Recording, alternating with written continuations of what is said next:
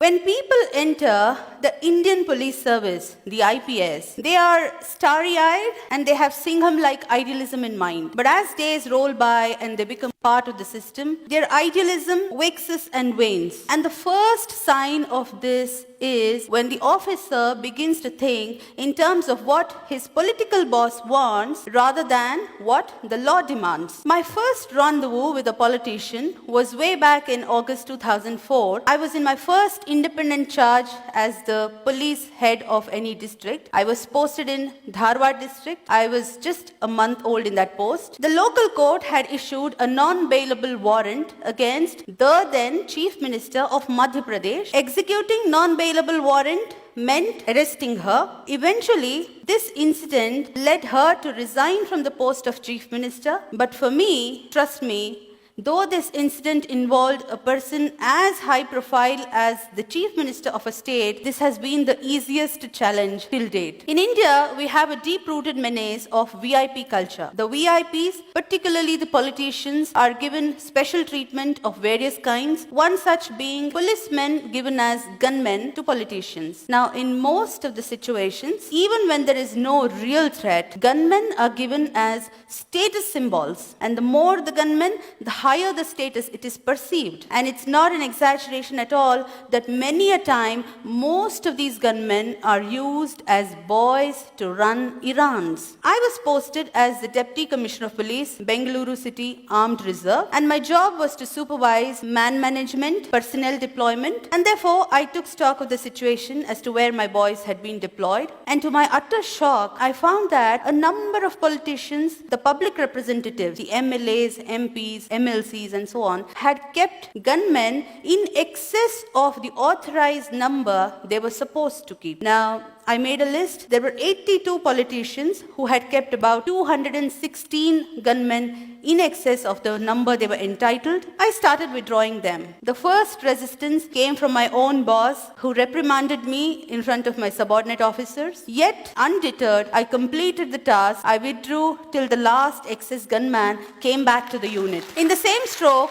I also withdrew 8 brand new SUVs kept by the then ex-Chief Minister of Karnataka. The man had stepped down from the post of Chief Minister, yet the vehicles had continued to be with him. I withdrew the vehicles, but I often wondered why my predecessors had not acted. What prevented them from setting things right? I later learned that these are called the dirty jobs. They are unpleasant tasks, inviting the wrath of the politicians, and nobody wants to do them. Not very long ago, I was posted as DIG Prisons, Bengaluru. I was there in that post for barely 17 working days, barring all the Sundays and holidays. And during that time, I witnessed similar special treatment being given to a convict. This convict was very powerful. She had been the close aide of the ex-Chief Minister of Tamil Nadu who died recently. The convict herself was slated to be the Chief Minister some time ago in that state. Now, the Supreme Court had convicted her under Corruption Act for possessing disproportionate assets beyond her known sources of income. Flouting the Honorable Supreme Court's orders, the jail officials had given special facilities to her as quid pro quo. So I reported this irregularity.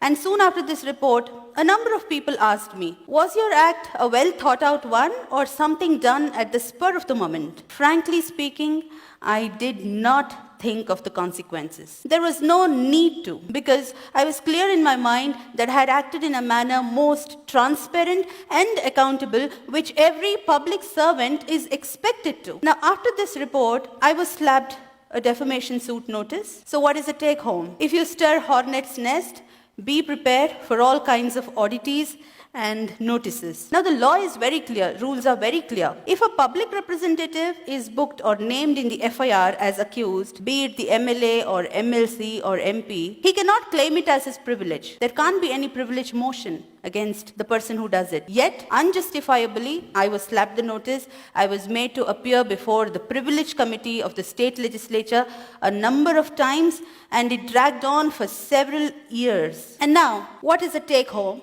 what is the lesson that the politician is driving home in this? He is trying to teach the lesson to a bureaucrat. If you take me head on, this is what is going to be meted out to you. He is creating a fear psychosis in the mind of not just that particular individual bureaucrat, but in the whole clan of bureaucrats. And if the bureaucrats gets scared and succumbs, the politician succeeds in his purpose. Trust me, not many officers are willing to face such notices, because for acts done in official capacity, these kind of notices create a lot of personal discomfiture. They take away personal time, energy, peace of mind, and of course money if you have to fight it out in the court of law, and therefore nobody wants to face them. But in my personal opinion, just like every occupation has its own occupational hazards, these notices, be it the privilege notice or the contempt notice or any other kind of notice, defamation notice, whichever, they are the occupational hazards which have to be faced boldly by the bureaucrat. Now,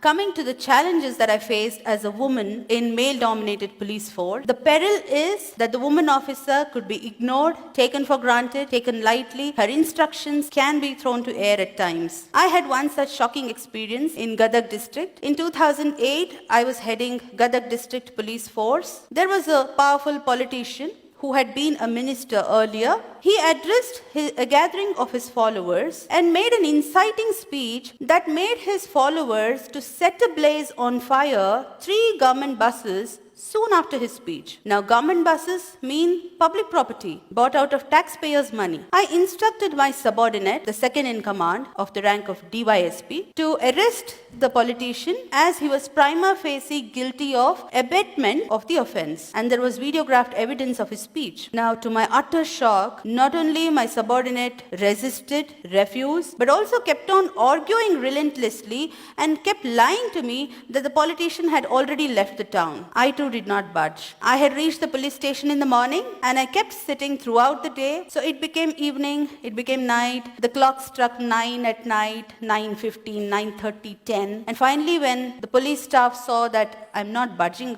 out, they somehow managed to get the politician to the police station. And then I instructed the station house officer of the police station to carry on the arrest procedures legally and to hand him over to the judicial custody, which was carried out. Now, upon the subordinate who had been lying to me, I took upon an inquiry and found that he was in constant touch with that politician over phone, though he had been lying to me that he was nowhere to be found. To this effect, I sent a report against the subordinate, the DSP, to the government as well as the Election Commission of India, because by that time election machinery was in place, and the government suspended him and he remained in suspension for more than a year. Now, challenges therefore are manifold, yet if the officer is willing to take risks, if the officer has nothing to hide, if he is clear in mind that he has acted lawfully and is fair, if he does not cling on to politicians for